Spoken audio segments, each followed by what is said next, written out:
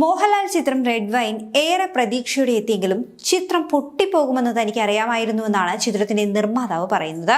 ഈ ഒരു പരാജയത്തിന് കാരണമായത് എന്താണെന്നും ഇദ്ദേഹം വിശദീകരിക്കുന്നുണ്ട്. നിർമ്മാതാവായ AS ഗിരീഷ് ലാലാണ് റെഡ് വൈൻ ചിത്രത്തെപ്പറ്റി സംസാരിക്കുന്നത്. മോഹൻലാൽ പോലീസ് വേഷത്തിൽ റെഡ് വൈനിൽ എത്തിയപ്പോൾ വളരെ പ്രതീക്ഷയോടെയാണ് കാണികൾ കണ്ടതെന്നും എന്നാൽ അത് നിലനിർത്തുവാൻ ചിത്രത്തിന് കഴിഞ്ഞില്ല എന്നുമാണ് ഗിരീഷ് ലാൽ തുറന്നു പറയുന്നത്. ചിത്രത്തിലെ മോഹൻലാലിനെ അവതരിപ്പിച്ച രീതിയാണ് ഇതിന്റെ പരാജയ കാരണമെന്ന് കൂടി ഇദ്ദേഹം കൂട്ടിച്ചേർക്കുന്നുണ്ട്. ഒരു ഓൺലൈൻ ചാനലിൽ നൽകിയ അഭിമുഖത്തിലായിരുന്നു ഗിരീഷ് ലാലിന്റെ പ്രതികരണം. നമ്മുടെ മലയാളത്തിലെ ഓഡിയൻസ് പ്രതീക്ഷിക്കുന്നത് കൊടുക്കുവാൻ റെഡ് വൈന് കഴിഞ്ഞിട്ടില്ല. മോഹൻലാൽ എന്ന് പറയുന്ന ലാൽ സാറിന്റെ ആ ക്യാരക്ടർ വിചാരിച്ചതുപോലെ വന്നില്ല. ലാൽ സാറിന്റെ എൻട്രി എന്ന് പറയുമ്പോൾ ആരെന്ത് പറഞ്ഞാലും മോഹൻലാൽ എന്ന് പറയുമ്പോൾ നമ്മുടെ മനസ്സിലേക്ക് ഓടി വരുന്നൊരു രൂപമുണ്ട്. അത് സത്യമായ കാര്യമാണ്.